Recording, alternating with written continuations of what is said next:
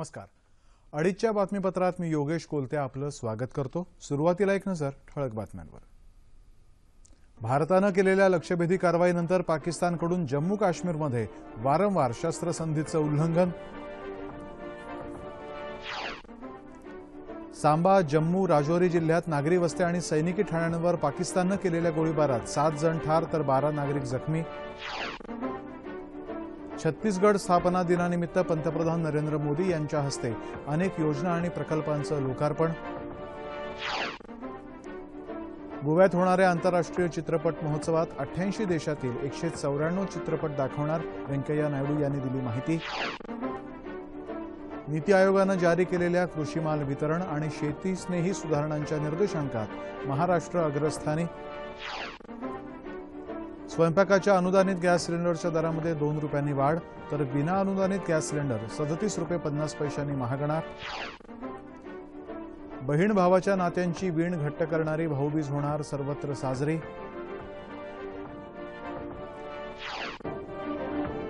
आणि आयसीसी कसोटी क्रिकेट क्रमवारीत भारत अव्वल स्थानी, आर अश्विनही मानांकनात प्रथम. सविस्तर वृत्त. पाकिस्ताननं भारताविरुद्ध कुरापती काढणं सुरूच ठेवलं आहे. जम्मू काश्मीरमध्ये आज पाकिस्ताननं आंतरराष्ट्रीय सीमेवरती तसंच सांबा, जम्मू आणि राजौरी जिल्ह्यामध्ये प्रत्यक्ष नियंत्रण रेषेवरील गावं आणि सैनिकी ठाण्यांवरती केलेल्या उखळी तोफांच्या माऱ्यामध्ये आणि गोळीबारामध्ये 7 नागरिक ठार झाले आहेत. सांबा आणि आरेसपुरा भागामध्ये आज 5 नागरिक ठार झाले तर 12 जण जखमी झाले. महिला आणि 2 मुलांसह एकूण 4 नागरिक मृत्युमुखी पडल्याचं सांबा जिल्ह्याचे पोलीस अधीक्षक जोगिंदर सिंग यांनी सांगितलं. पाकिस्तानी सैन्याचा गोळीबार अद्यापही सुरूच आहे. भारतीय लष्कर त्याला चोख प्रत्युत्तर देत आहे. पाकिस्तानी रेंजर्सनी हलक्या शस्त्रांनी तसंच उखळी तोफांनी रामगढ आणि अर्निया भागामध्ये सकाळी 6:30 वाजल्यापासून मारा सुरू केल्याचं सीमा सुरक्षा दलाचे पोलीस महानिरीक्षक धर्मेंद्र परीख यांनी सांगितलं. अर्निया भागातल्या पिंडी गावामध्ये उखळी तोफांच्या माऱ्यामध्ये 3 जण जखमी झाल्याचं ते म्हणाले. राजौरी जिल्ह्याच्या नौशेरा भागामध्ये आज पाकिस्तानी सैन्यानं छोट्या शस्त्राद्वारे गोळीबार केल्याची माहिती लष्कराचे प्रवक्ते लेफ्टनंट कर्नल मनीष मेहता यांनी दिली. उरी दहशतवादी हल्ल्यानंतर भारतानं केलेल्या लक्ष्यभेदी कारवाईनंतर पाकिस्ताननं 60हून अधिक वेळा शस्त्रसंधीचं उल्लंघन केलंय. बांदीपुरामध्ये काही दहशतवादी लपून बसले असण्याची शक्यता असल्यानं सुरक्षा दलांनी हा भाग घेरला आहे आणि तपास सुरू आहे. जम्मू काश्मीरमध्ये फुटीरतावाद्यांनी पुकारलेल्या बंदच्या 116व्या दिवशी राज्यातलं जनजीवन विस्कळीतच आहे. श्रीनगरच्या काही भागात मात्र आज लोक घरातून बाहेर पडताना दिसले. रस्त्यांवरती ऑटो रिक्षा, टॅक्सीज तसंच खासगी वाहनंही अधिक संख्येनं दिसत होती. काही भागातली दुकानंही उघडली होती. मात्र काश्मीरच्या इतर भागात आजही बंदचा परिणाम दिसून येतोय. फुटीरतावाद्यांनी आज संध्याकाळी 5 वाजल्यापासून 14 तासांसाठी बंदमध्ये सूट देण्याची घोषणा केल्यानं सर्वसामान्य जनजीवन काहीसं सुरळीत होईल अशी अपेक्षा आहे.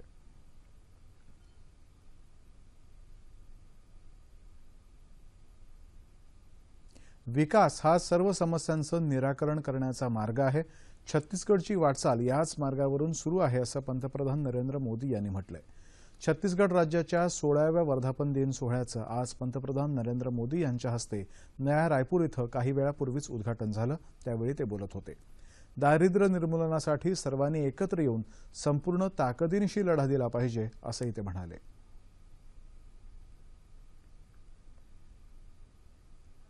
वैल्यू एडिशन होना चाहिए. छत्तीसगढ़ ने कई ऐसे प्रकल्प शुरू किए. मैं अभी देख रहा था जिसमें किसान जो पैदा करता है उसमें वैल्यू एडिशन हो. अगर गन्ना पैदा करने वाला किसान गन्ने बेचता रहेगा तो कमाएगा नहीं, लेकिन शुगर तैयार हो जाती है तो गन्ने का किसान भी कमाता है. और इसलिए हमारा बल गांव, गरीब, किसान, मजदूर, नौजवान, इनके सामर्थ्य को कैसा बढ़ावा मिले. देश विकास की विस्तार वाला नक्सल प्रभावित इलाका भी हिंदुस्तान के विकसित राज्यों के साथ भी टक्कर लेगा और विकास के मुद्दे पर आगे बढ़ेगा.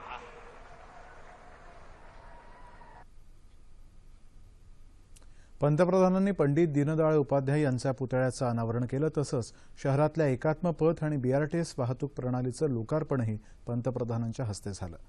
पंतप्रधानांनी सौर सुजला या महत्त्वाकांक्षी योजनेचीही आज सुरुवात केली। या योजनेअंतर्गत शेतकऱ्यांना अतिशय अल्प दरात सौर पंपांचं वाटप करण्यात येत आहे।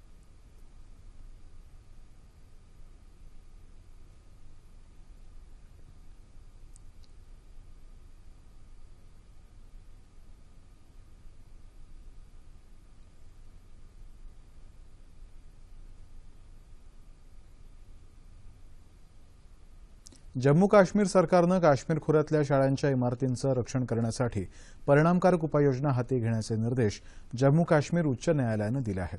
शाळा जळीत प्रकरणांची स्वतःहून दखल घेत न्यायमूर्ती मोहम्मद याकूब मीर आणि न्यायमूर्ती अली मोहम्मद मगरा यांनी हे निर्देश दिले। शाळांच्या इमारती जाळणं म्हणजे भावी पिढ्यांची ज्ञानकेंद्र उद्ध्वस्त करणं आहे, अशी टिप्पणी न्यायमूर्तींनी केली। जम्मू काश्मीरमध्ये आतापर्यंत असामाजिक तत्वांनी 20 शाळांच्या इमारती जाळल्या आहेत। दरम्यान या जळीत प्रकरणाबाबत केंद्रीय माहिती आणि प्रसारण मंत्री व्यंकय्या नायडू यांनी चिंता व्यक्त केली आहे। मुलांना शिस्त लावणाऱ्या शाळा जाळणाऱ्या तत्वांना काश्मीरी जनता एकटं पाडील असा विश्वास त्यांनी व्यक्त केला आहे।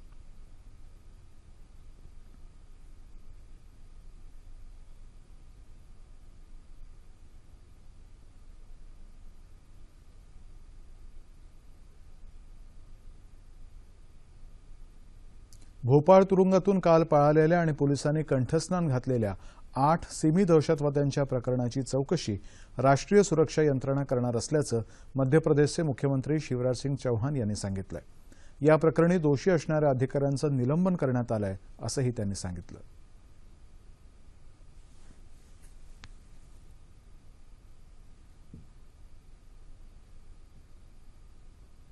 इस घटना में प्रथम दृष्टया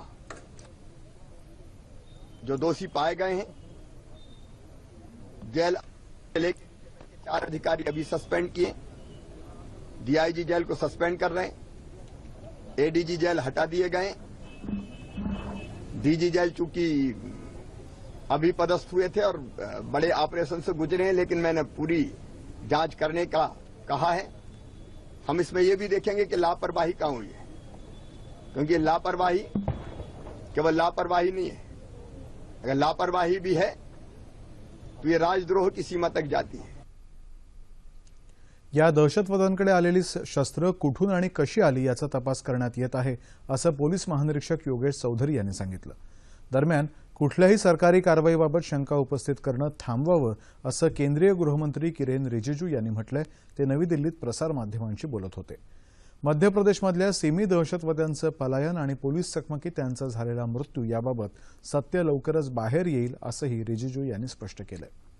मध्य प्रदेशचे मुख्यमंत्री शिवराज सिंग चौहान यांनी सिमी दहशतवाद्यांच्या हल्ल्यामध्ये काल मृत्युमुखी पडलेले रमाशंकर यादव यांच्या कुटुंबियांना 10 लाख रुपयांचा सन्मान निधी देण्यात येईल, तसंच यादव यांच्या मुलीच्या लग्नासाठी 5 लाख रुपये देण्यात येतील, अशी घोषणा केली आहे।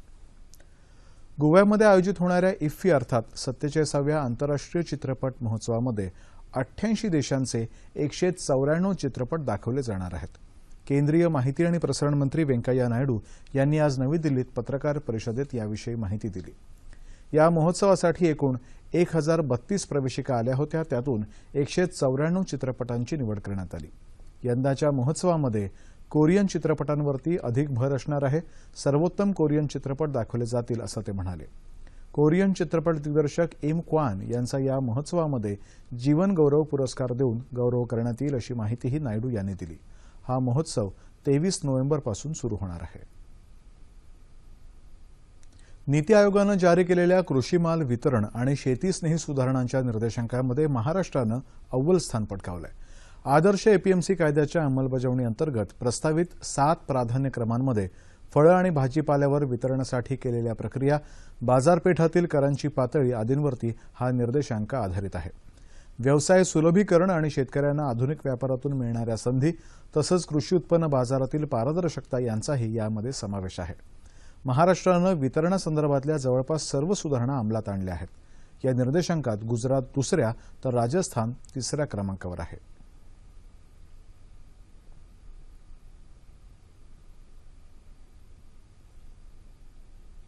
1 कोटी रुपये किंवा त्यापेक्षा अधिक रकमेच्या संशयित फसवणूक प्रकरणांची माहिती केंद्रीय दक्षता आयोगाला द्यावी, असे निर्देश आयोगानं बँकांना दिले आहेत। दक्षता आयुक्त TM भसीन यांनी नवी दिल्लीत ही माहिती दिली।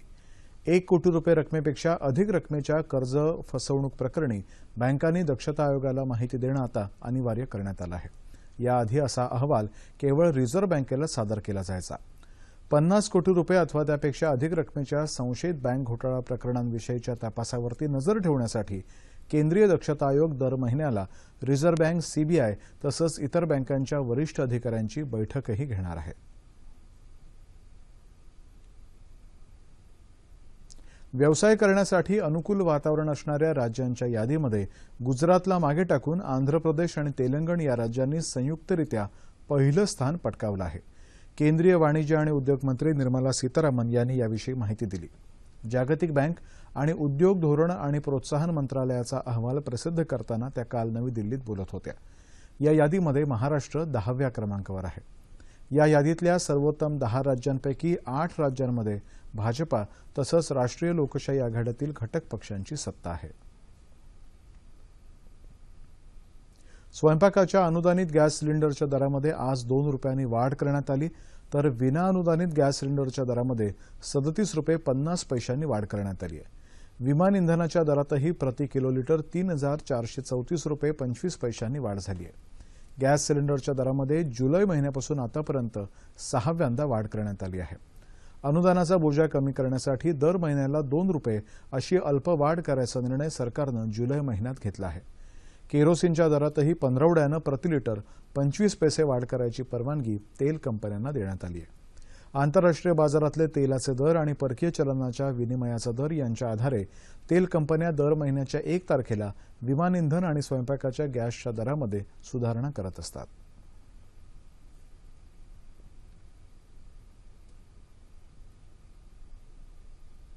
मुंबईतल्या जोगेश्वरी भागामध्ये श्यामनगर झोपडपट्टीमध्ये राहायला घर पाहण्यासाठी गेलेल्या एका महिलेवरती काल 8 जणांनी सामूहिक बलात्कार केला।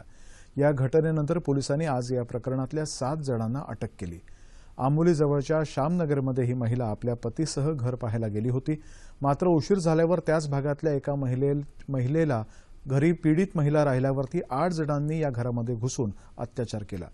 या 8 आरोपींविरोधात गुन्हा दाखल करण्यात आला असून एक आरोपी अद्यापही फरार असल्याची माहिती पोलिसांनी दिली आहे। राज्य सरकारनं शेतकऱ्यांना दुष्काळाच्या छायेतून बाहेर काढण्यासाठी कृषीपूरक व्यवसायाला चालना देऊन शेतकऱ्यांचं उत्पन्न दुप्पट करण्यासाठी प्रयत्न केल्याचं कृषी मंत्री पांडुरंग फुंडकर यांनी म्हटलंय। राज्य सरकारच्या द्विवर्षपूर्तीनिमित्त अकोला इथं आयोजित पत्रकार परिषदेत ते बोलत होते। पंतप्रधान पीक विमा योजनेअंतर्गत पुनर्रचित हवामानावर आधारित पीक विमा योजना या वर्षापासून लागू करण्यात आल्याचं त्यांनी सांगितलं। शेतीला शाश्वत सिंचन मिळावं यासाठी जलयुक्त शिवार योजनेच्या माध्यमातून प्रयत्न केले जात असल्याचं फुंडकर यांनी स्पष्ट केलं। आणि कारखान्यांना या सरकारने मदत केली। शेतकऱ्यांना एफआरपीचे पैसे देता यावे यासाठी 1900 कोटी रुपयाची तरतूद या सरकारने केली आणि 12.5 लाख शेतकरी यापासून लाभान्वित झाले। कच्च्या साखरेच्या उत्पादनावर निर्यात अनुदान आणि आधीच्या योजनेचा लाभ नाही अशांसाठी 11 कोटी रुपयाचं व्याज अनुदान सरकारने दिलं। त्याच पद्धतीनं मत्स्य व्यवसाय, नवे रोजगार त्यामधून 1,26,000 पशुधनाचा विमा काढला। जुने व नवीन ससून मोदी बंदराच्या आधुनिकीकरण सिडनीच्या धर्तीवर 53 कोटी रुपये या सरकारने मंजूर केले। दुग्ध व्यवसायासाठी विदर्भ आणि मराठवाड्यातील दूध उत्पादन वाढीसाठी एनडीबीच्या मदतीने विशेष कार्यक्रम 1000 दूध उत्पादक गावातील शेतकऱ्यांना मोठा लाभ या माध्यमातून दिला। दूध दरात 2 रुपयाच्या वाढीतून शेतकऱ्यांना लाभ दिला। पुसद जिल्हा यवतमाळ येथील दुग्धशाळेचे शीतकरण केंद्र भाडे तत्वावर व यवतमाळ जिल्ह्यातील दूध संकलनात वाढ या सरकारच्या माध्यमातून झाली। एक भारत श्रेष्ठ भारत या उपक्रमाअंतर्गत महाराष्ट्र आणि ओदिशा या राज्यामध्ये काल सांस्कृतिक आदान प्रदान करण्यासंदर्भात एक सामंजस्य करार करण्यात आला। नवी दिल्लीत पंतप्रधान नरेंद्र मोदी यांच्या उपस्थितीत या कराराचं हस्तांतरण करण्यात आलं। राज्याचे मुख्य सचिव स्वाधीन क्षत्रिय आणि ओदिशाचे पर्यटन विभागाचे प्रधान सचिव गगनकुमार धल यांनी या करारावरती स्वाक्षऱ्या केल्या। या कराराअंतर्गत दोन्ही राज्यांच्या कला पथकांच्या माध्यमातून सांस्कृतिक कार्यक्रमांची देवाणघेवाण होणार आहे।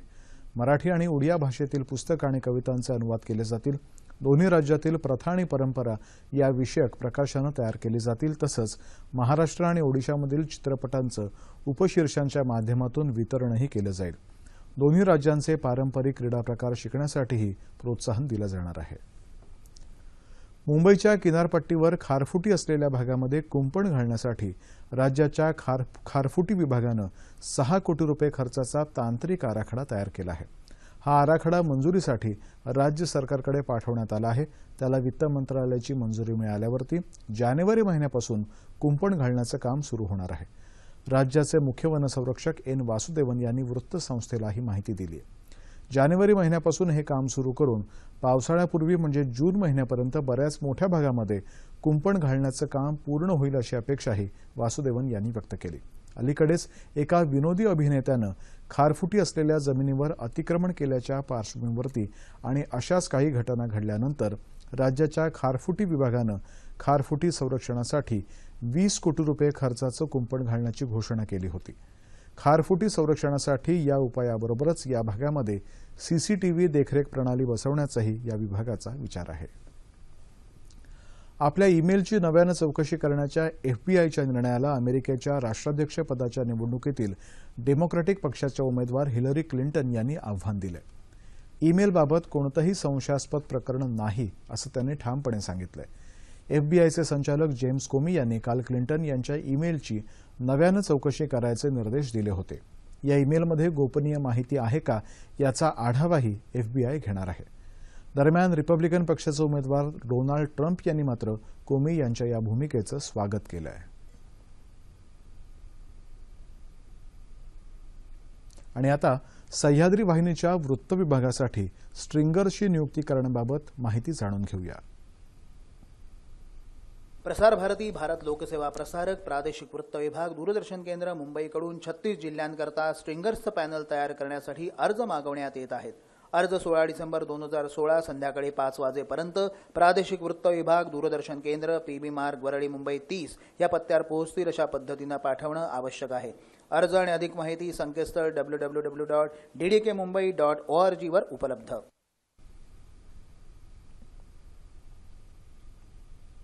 अनेक कारणांमुळे गुन्ह्याची शिक्षा ठोठावण्यात आलेल्या कैद्यांच्या पुनर्वसनासाठी कारागृहामध्ये स्वावलंबनाचे विविध उपक्रम राबवले जातात. कोल्हापुरातल्या कळंबा कारागृहातल्या बंदीवानांनी विविध उपयोगी वस्तूंची निर्मिती केली आहे. या वस्तूंच्या विक्रीतून या आर्थिक वर्षामध्ये कैद्यांच्या श्रमातून सरकारला तब्बल 2 कोटी रुपयांचा महसूल मिळाला. त्याशिवाय कैद्यांच्या पुनर्वसनासाठी कारागृहातले उद्योग मोलाचे ठरत आहेत. तसंच या श्रमामुळे कैद्यांची मानसिकताही बदलताना दिसते.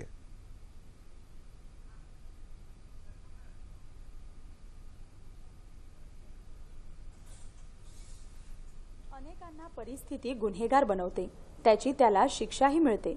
मात्र त्यानंतर त्याला सावरण्याची संधी देण्याची गरज असते आणि या गरजेतूनच कारागृहातही सक्त मजुरीची शिक्षा भोगणाऱ्या कैद्यांच्या हातांना कामं दिली जातात.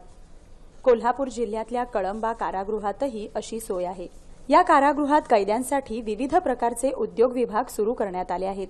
यामध्ये कापड निर्मिती, बेकरी, शिलाई, सुतारकाम, लोहार आदी विभाग आहेत. विशेष म्हणजे पश्चिम महाराष्ट्र देवस्थान समितीनं अंबाबाई मंदिरातल्या प्रसादाचे लाडू बनवण्याचं काम या कारागृहाला दिलं आहे. जेव्हापासून हे काम आलेलं आहे जेलमध्ये किंवा कारागृहामध्ये, तेव्हापासून सर्व महिला आणि मीही खूप समाधानाने हे काम करत आहे आणि मला जन्मठेपेची शिक्षा आहे. गेले 6 महिन्यापासून आम्ही खूप चांगल्या पद्धतीने आणि स्वच्छतेने काम करत आहे आणि हा लाडू प्रसाद जेव्हा आला कारागृहामध्ये तेव्हापासून जेलचं वातावरण एकदम भक्तिमय असं झालेलं आहे आणि पूर्ण वातावरण बदललेलं आहे. कारागृहात हातमाग आणि यंत्रमाग विभागातही विविध कामं केली जातात.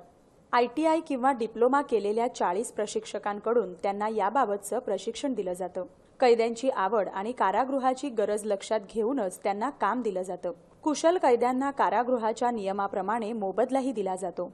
मैं जितना कमाता हूँ उस हिसाब से मतलब घर वाले को भी भेजता हूँ और वकील को भी देता हूँ. मतलब यहाँ किसी चीज़ की कमी नहीं है और अच्छा काम करने से मुझे माफ़ी भी मिलता है और मैं जब से यहाँ सिलाई भी करता हूँ और बैग का भी काम करता हूँ.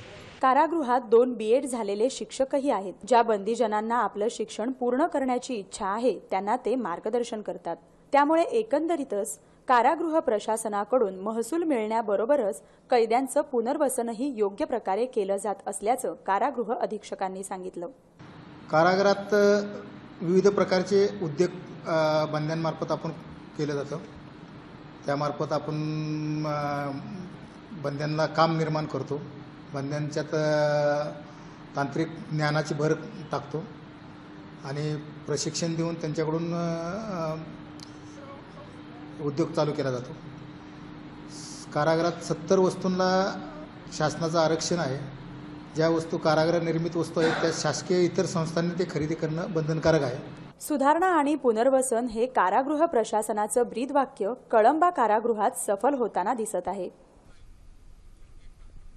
आज भाऊबीज. दिवाळीच्या अखेरच्या दिवशी येणारा हा सण म्हणजे भाऊ आणि बहिणीचं नातं अधिक वृद्धिंगत आणि दृढ करणारा उत्सवच. विक्रम संवत या नववर्षाचा हा दुसरा दिवस. भाऊबीजेला बहीण भावाला ओवाळते आणि त्याच्या दीर्घ आणि आनंदी आयुष्याची प्रार्थना करते. आजचा दिवस यमद्वितीया म्हणूनही ओळखला जातो. मृत्यूची देवता असलेला यम आजच्याच दिवशी आपल्या बहिणीकडे म्हणजे यमीकडे भाऊबीजेला जातो असा पुराणामध्ये उल्लेख आहे. राज्यभरामध्ये आज हा सण मोठ्या उत्साहानं साजरा होतो.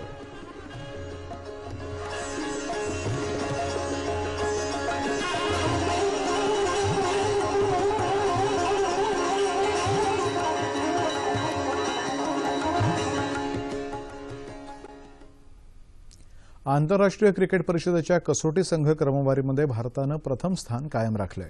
आघाडीचा फिरकीपटू आर अश्विननंही प्रथम क्रमांक कायम राखलाय. कसोटी संघ क्रमवारीमध्ये 115 गुणांसह भारत अव्वल राहिलाय. पाकिस्तान दुसऱ्या तर ऑस्ट्रेलिया तिसऱ्या स्थानावर आहे. गोलंदाजांच्या क्रमवारीमध्ये आर अश्विननं आपलं पहिलं स्थान कायम राखलंय. डेल स्टेन दुसऱ्या तर जेम्स अँडरसन तिसऱ्या स्थानावर आहे. अष्टपैलू खेळाडूंच्या यादीतही आर अश्विननं बाजी मारली आहे. रवींद्र जडेजा 5व्या स्थानावर आहे. फलंदाजीच्या यादीमध्ये अजिंक्य रहाणे 6व्या, चेतेश्वर पुजारा 14व्या तर कर्णधार विराट कोहली 16व्या क्रमांकावर आहे. आयसीसीच्या एकदिवसीय खेळाडूंच्या क्रमवारीमध्ये भारताच्या अक्षर पटेलनं 9व्या क्रमांकावर झेप घेतली आहे. अमित मिश्रा 12व्या स्थानावर पोहोचला आहे.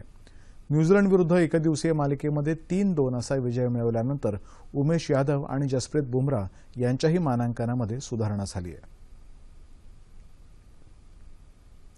मलेशियात झालेल्या आशियाई अजिंक्यपद हॉकी स्पर्धेचं विजेतेपद पटकावून भारतीय संघ आज मायदेशी परतला. चुरशीच्या अंतिम सामन्यामध्ये भारतानं पाकिस्तानला 3-2 नमवून विजेतेपदावरती आपलं नाव कोरलं.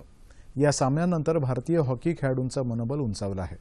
मात्र आंतरराष्ट्रीय स्तरावरती आम्हाला सर्वोत्कृष्ट व्हायचंय असं मत भारताचा गोलरक्षक श्रीजेश यानं व्यक्त केलं.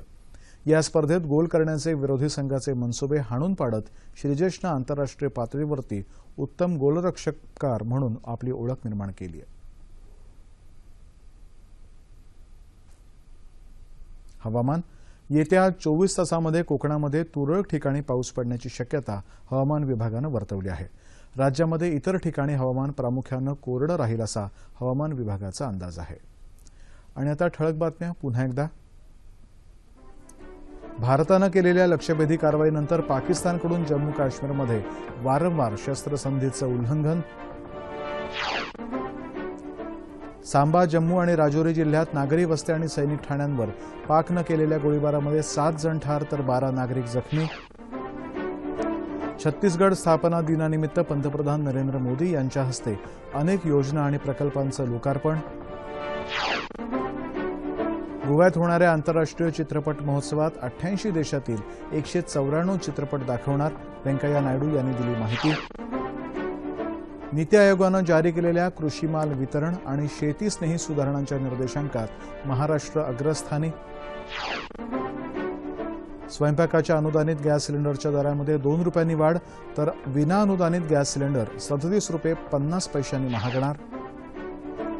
बहीण भावाच्या नात्यांची वीण घट्ट करणारी भाऊबीज होणार सर्वत्र साजरी. आणि आयसीसी कसोटी क्रिकेट क्रमवारीत भारत अव्वल स्थानी. आर अश्विनही मानांकनात प्रथम. याबरोबरच हे बातमीपत्र संपलं. पुन्हा भेटूया संध्याकाळी 5 वाजता. सह्याद्री वाहिनी